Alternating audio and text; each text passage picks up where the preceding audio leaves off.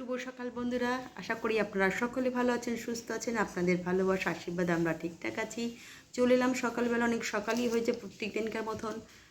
5:30টায় সকালে উঠে ভাত করে ফেলেছি, মানে ছেলে যেটা খেয়ে যায়, আলু ভাতে, ডাল ভাতে, ভাত, টিফিন সব কিছু দিয়ে দিয়েছি। আর এখন ওর বাবা করে ভরে দেবো, সেটা হচ্ছে লুচি আর তরকারি। খেয়ে নেবো আজকে। গরম গরম লুচি সকালেও করেছি, এখনও করলাম। তো যেটা হচ্ছে, আজকে সকাল থেকে ওয়েদার প্রচণ্ড খারাপ, মেঘলা আকাশ, তার মধ্যে প্রচণ্ড বৃষ্টি হচ্ছে।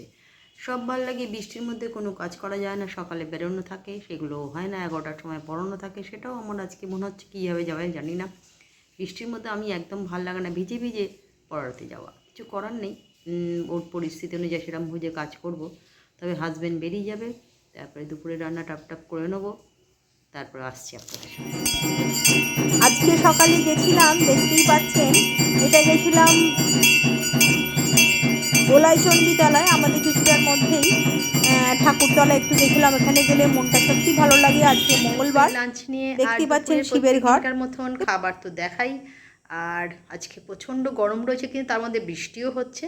আর যেটা নিয়ে চলে এসছে, গরম গরম ভাত করেছি, বেগুনি করে দিয়েছি, পটল ভাজা, এটা শাক চচ্চড়ি করে দিয়েছি, আর হচ্ছে ডিমের কারি।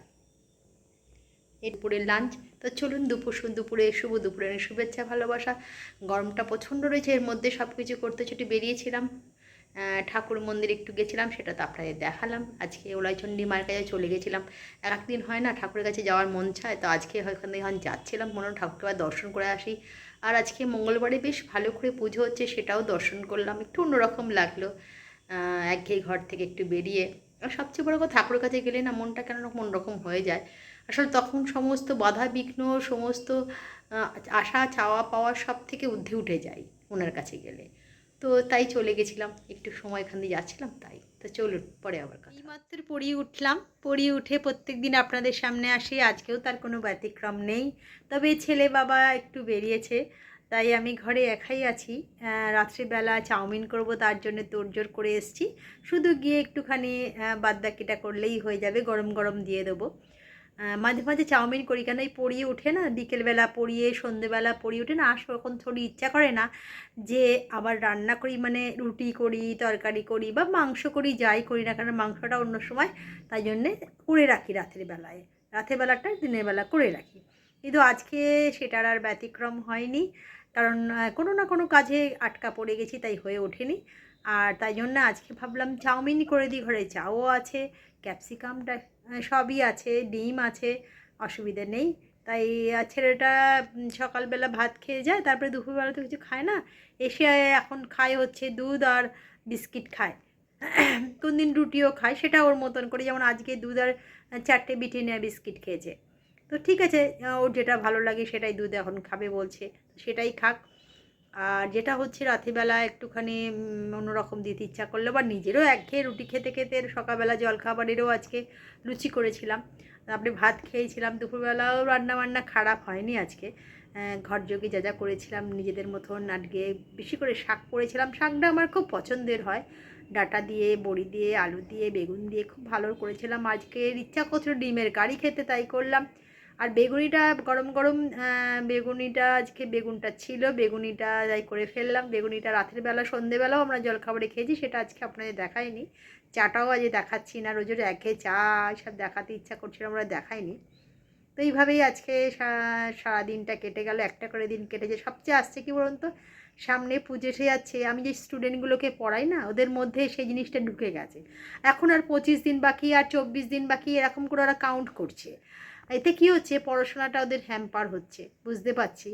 মানে সেই স্কুলে থেকে এসে পড়তে হবে সেই ব্যাপারটা নেই। দুর্গাপুজো যাওয়ার পরেই কিন্তু বাংলা মিডিয়ামের সব ফাইনাল এক্সাম, তো সেটা ওদের বোঝাবার অনেক চেষ্টা করছি।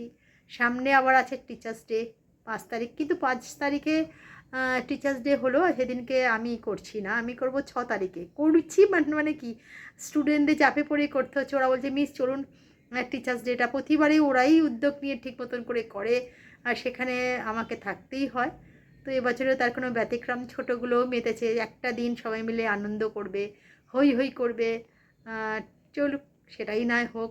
আর সবচেয়ে বড় কথা কি, আনন্দটা জীবনে খুব কম সময় আসে। তাই সারা বছর পড়ার মধ্যে দিয়ে কী বকাবকি করি, কোনো কোনো সময় গায়েও দু একবার হাত তুলে ফেলি, কেন যখন বেশি ওরা যদি পড়াশোনা 2 দিন 3 দিন না করে আসে বা একটা জিনিস বারবার ভুল করলে অনেক সময় বোঝানোর পর আমি যদিও খুব মানে ধৈর্যশীলভাবে পড়াই, গায়ে হাত দিতে চাই না, কিন্তু বড়গুলোকে মাঝে মাঝে থায়ের মধ্যে এক একটা টুকটাক খাতে দিয়ে দিই।